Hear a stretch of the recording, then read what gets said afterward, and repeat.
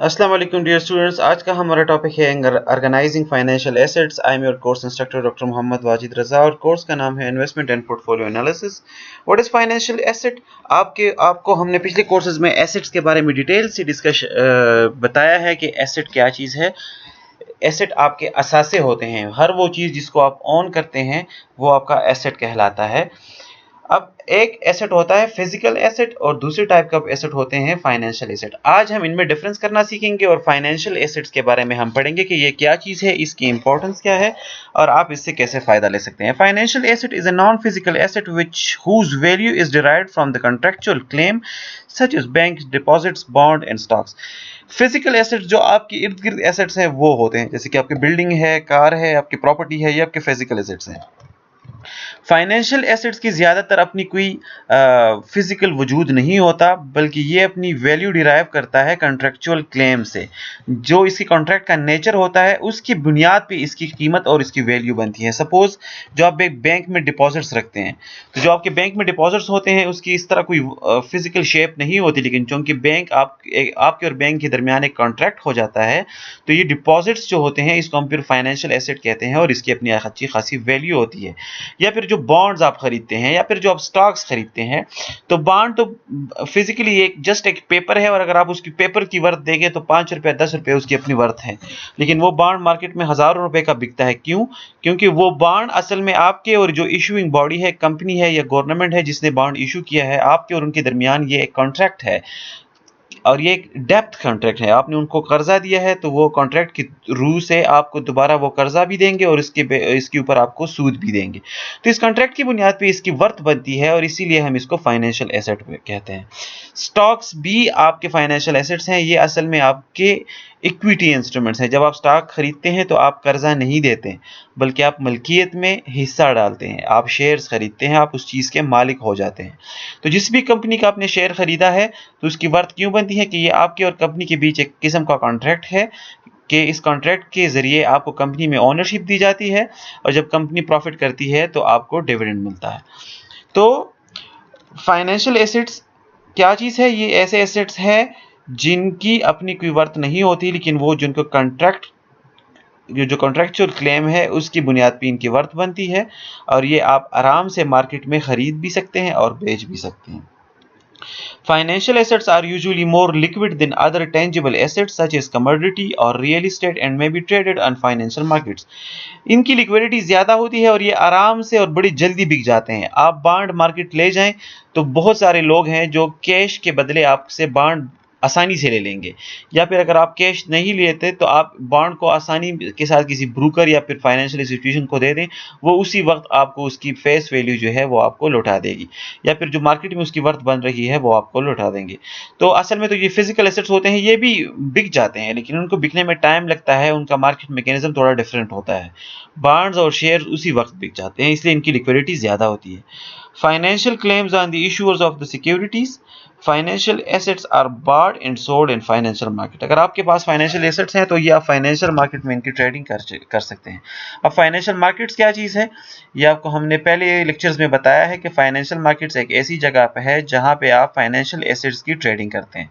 जैसे primary market हो गए, सेकेंडरी मार्केट्स हो गए, ओवर द काउंटर मार्केट है, स्टॉक एक्सचेंज है, बॉन्ड मार्केट्स हैं, बैंक्स है, ये तमाम फाइनेंशियल मार्केट्स के जिम्मे में आते हैं।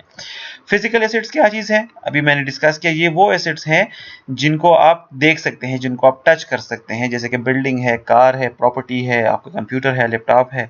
इनकी भी वर्थ होती है, लेकिन यूजुअली ये एसेट्स वक्त के साथ इनकी वर्थ ख़त्म होती है क्योंकि डिप्रिसिएशन होता है इन एसेट्स का और प्लस इन पे रिपेयर वगैरह का खर्चा भी आता है। तो इसलिए फिजिकल एसेट्स के मुकाबले में फाइनेंशियल एसेट्स ज़्यादा अट्रैक्टिव होते हैं, क्योंकि ना तो ये डिप्रिशिएट होते हैं, ना इनमें रिपेयर वगैरह का काम आता है, और ज़्यादातर एसेट्स होते हैं फाइनेंशियल एसेट जो वक्त के साथ अपनी कीमत कम नहीं करते बल्कि उनकी कीमत ज़्यादा होती है। However, the financial asset may appreciate or depreciate in value terms depending upon the market condition. Market जो फाइनेंशियल एसेट्स में इनमें एक खराबी है कि अगर ओवरऑल मार्केट कंडीशन ठीक ना हो तो इनकी कीमत नीचे भी जा सकती है। सपोज आपने एक स्टॉक खरीदा है तो अगर मार्केट अच्छा परफॉर्म कर रहा है तो वक्त के साथ साथ ये स्टॉक ऊपर जाएगा, लेकिन अगर मार्केट क्रैश होता है, ओवरऑल मार्केट इकोनॉमी ठीक नहीं होती, तो उन हालात में आपकी जो इन्वेस्टमेंट है वो ज़्यादा नहीं होगी बल्कि वो कम भी हो सकती है। फाइनेंशियल एसेट्स की यहाँ पे आप मिसालें देखें राइट साइड पे मैंने फिजिकल एसेट्स दिए हैं, लेफ्ट साइड पे फाइनेंशियल एसेट्स हैं। फिजिकल एसेट्स में आपके ऑयल है, कलेक्टिबल्स हैं, प्रीशियस जेम्स हैं, प्रीशियस मेटल्स हैं, life stock, real estate. Financial assets की अगर हम बात करें, जो आप बैंक में डिपॉजिट्स करते हैं, स्टॉक्स खरीदते हैं, पेंशन फंड में हिस्सा डालते हैं, बॉन्ड्स खरीदते हैं, रिसीवेबल्स हैं, इसके अलावा मॉर्गेजेस हैं, डिबेंचर्स हैं, फॉरवर्ड है, फ्यूचर है, स्वैप्स है, इवन करेंसी है, ये सारे आपके फाइनेंशियल एसेट्स में आते हैं। सेविंग ऑप्शंस, अब सेविंग ऑप्शंस भी आपके फाइनेंशियल एसेट्स में आते हैं। जो आप पैसे सेव करते हैं उनको आप आगे इन्वेस्ट करते हैं, तो ये आप आगे जाके दो हिस्सों में इन्वेस्टमेंट कर सकते हैं। या तो आप डायरेक्ट इन्वेस्टिंग कर सकते हैं या फिर आप इनडायरेक्ट इन्वेस्टिंग कर सकते हैं। डायरेक्ट इन्वेस्टिंग क्या है? ये इन्वेस्टमेंट का ऐसा तरीकाकार है कि आप डायरेक्टली किसी इन्वेस्टमेंट इंस्ट्रूमेंट में पैसे लगा देते हैं और खुद उसको मॉनिटर करते हैं। तो इसमें या तो आप किसी को कर्ज दे सकते हैं, जो इन्वेस्ट इन लाइबिलिटीज कहलाता है, या फिर आप किसी कंपनी के बॉन्ड्स या शेयर्स खरीद सकते हैं और आप इक्विटी में हिस्सा डाल सकते हैं। तो इन्वेस्ट इन लाइबिलिटीज की अगर हम बात करें तो ये क्या है? इसमें आप इसको हम डिफाइन कर सकते हैं कि hold liabilities of traditional intermediaries such as bank, thrifts and insurance companies. और दूसरा इसमें क्या है, वो है इन्वेस्टमेंट इन इक्विटीज, या फिर आप डेट इंस्ट्रूमेंट खरीदें। तो इसमें आप क्या कर सकते हैं? Hold securities directly such as stocks and bonds, purchase directly through brokers and other intermediaries. आप बॉन्ड्स खरीद सकते हैं, आप शेयर्स खरीद सकते हैं, तो या तो ये आप खुद अपने अकाउंट से खरीद सकते हैं, या फिर किसी ब्रोकर या फाइनेंशियल इंटरमीडियरी को पैसे देते हैं तो वो आपके लिए खरीद लेते हैं। लेकिन इसको हम डायरेक्ट इन्वेस्टमेंट इसलिए कहते हैं कि जो शख्स, जो कंपनी या जहां पे आप इन्वेस्टमेंट कर रहे हैं, आप डायरेक्टली उनके साथ इन्वॉल्व होते हैं, आपकी डीलिंग डायरेक्टली उनके साथ होती है।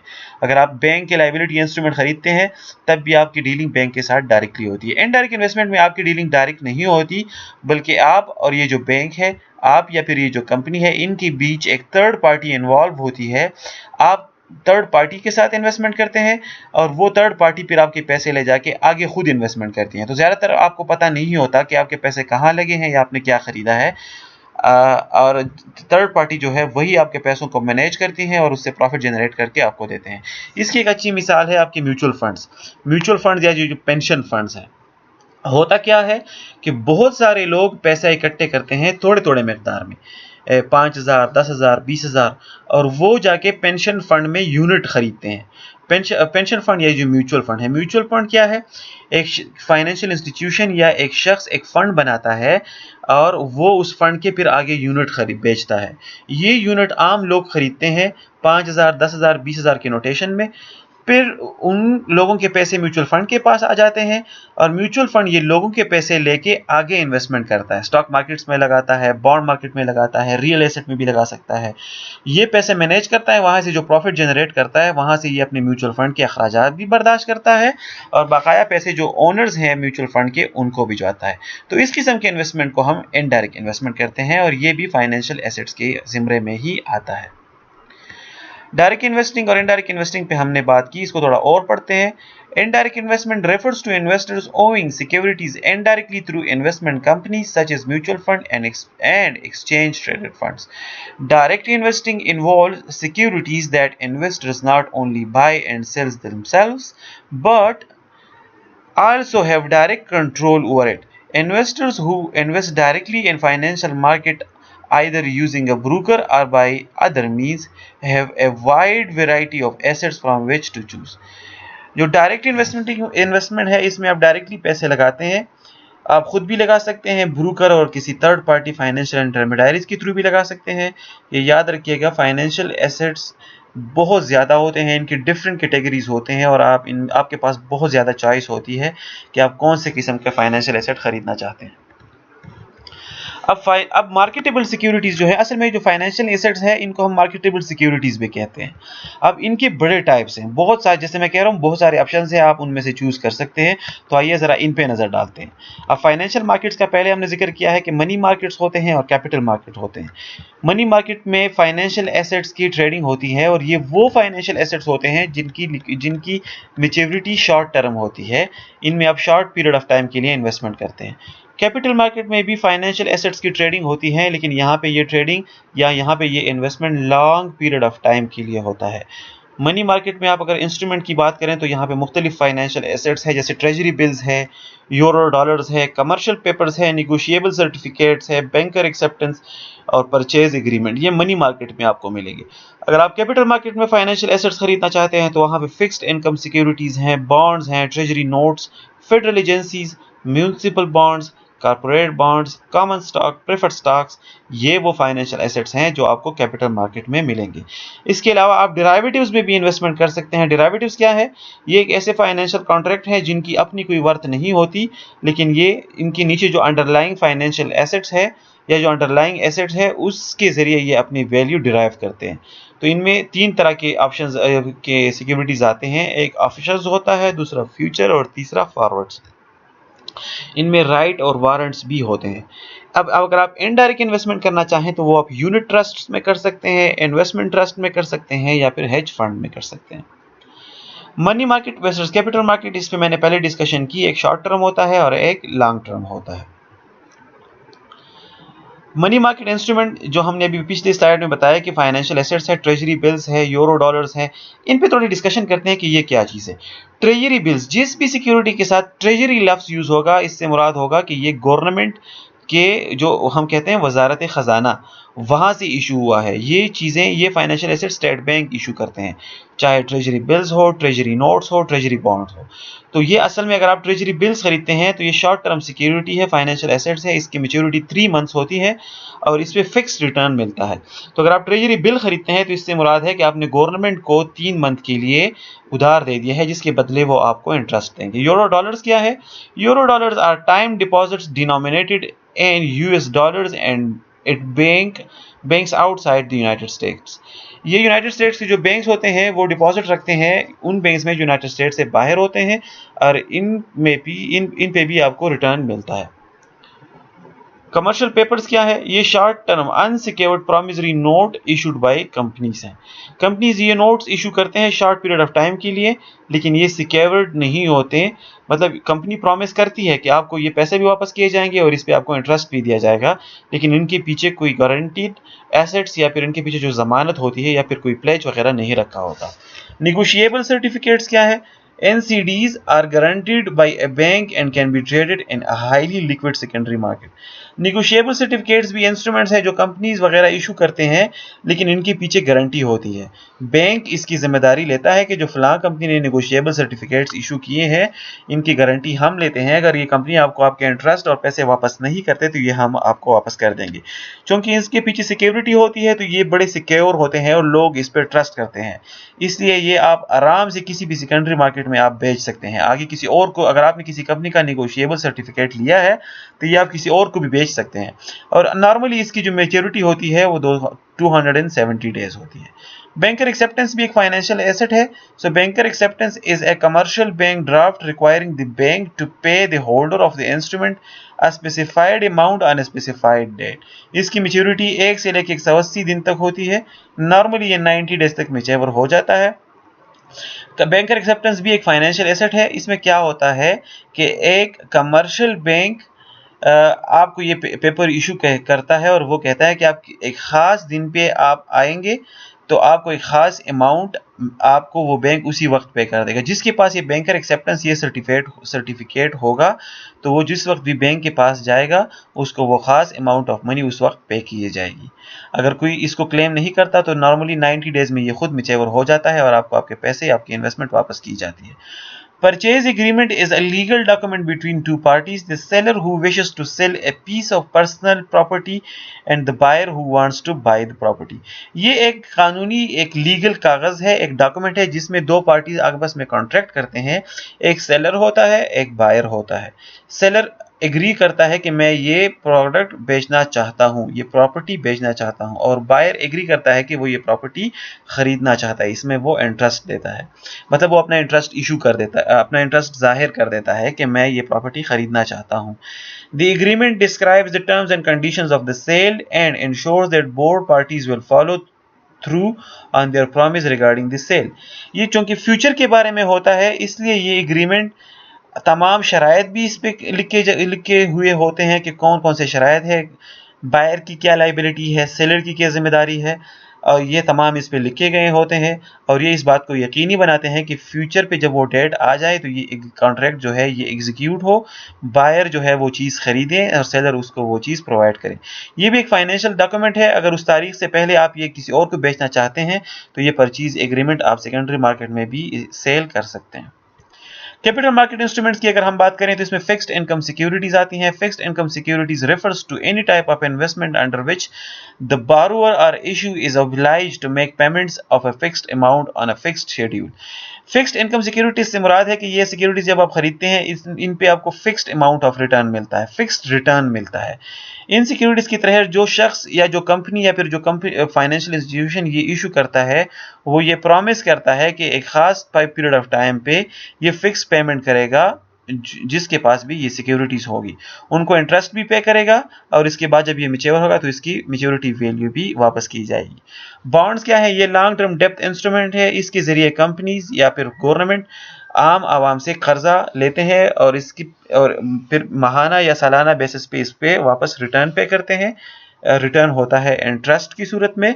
जब मैच्योरिटी टाइम पीरियड पहुंचता है तो इसकी जो प्रिंसिपल अमाउंट होती है वो भी ये कंपनीज या इशूइंग बॉडी वापस कर देते हैं। ट्रेजरी नोट्स एंड बॉन्ड्स, ये जैसे मैंने जिक्र किया ट्रेजरी का लफ्ज आया है तो ये गवर्नमेंट नोट्स या बॉन्ड्स होंगे।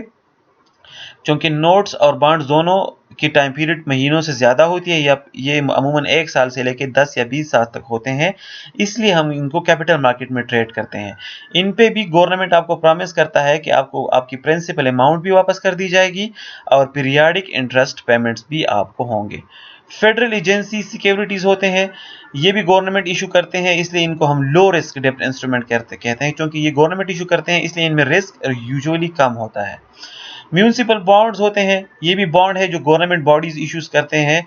इन पे भी तकरीबन रिस्क कम होता है, लेकिन ये आपके फेडरल गवर्नमेंट इशू नहीं करते, ये आपके लोकल गवर्नमेंट इशू करते हैं। जो आपकी म्यूनिसिपल कम्युनिटी होती है वो अक्सर अपने कुछ प्रोजेक्ट्स फाइनेंस करने के लिए ये बॉन्ड्स इशू कर लेते हैं और ये लोकल पब्लिक ही खरीद लेते हैं।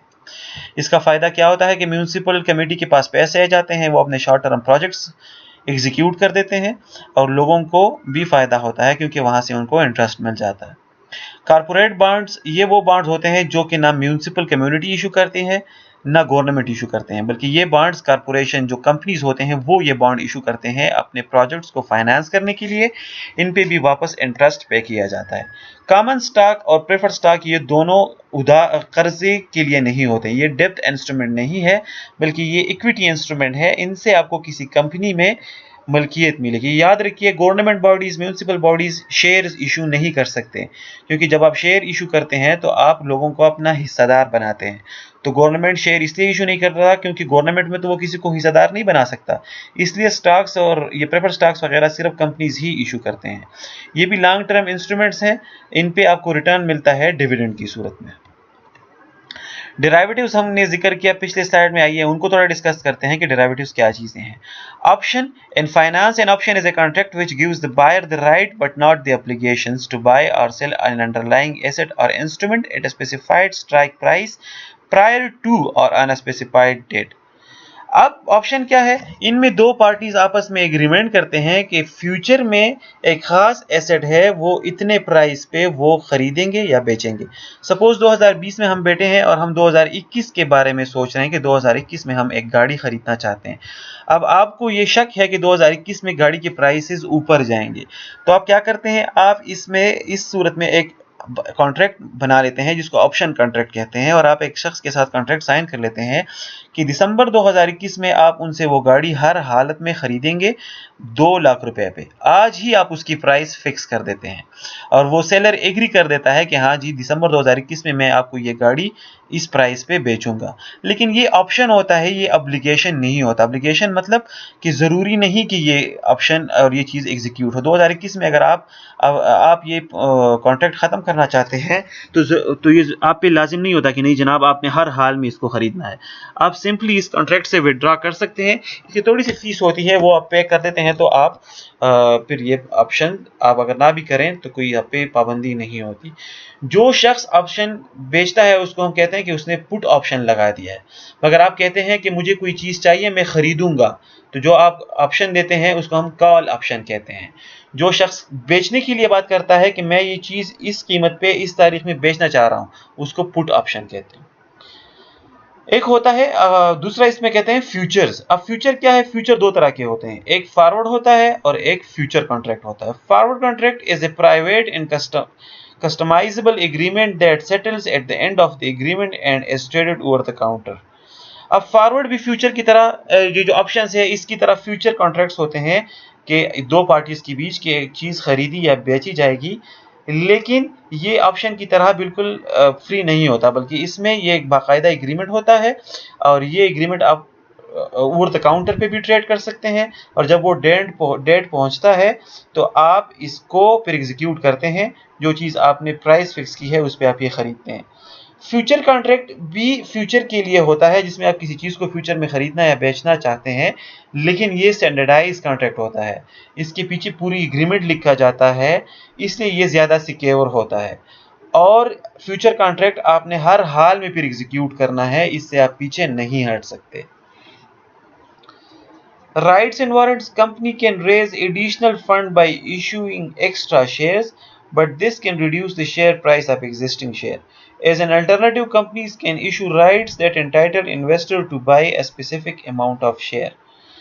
अब क्या होता है जनाब कि कभी कभार कंपनी को फंडिंग की जरूरत होती है तो वो बॉन्ड्स इशू नहीं करते, बल्कि वो एक्स्ट्रा शेयर्स इशू कर देते हैं ताकि मार्केट से पैसे उठाएं।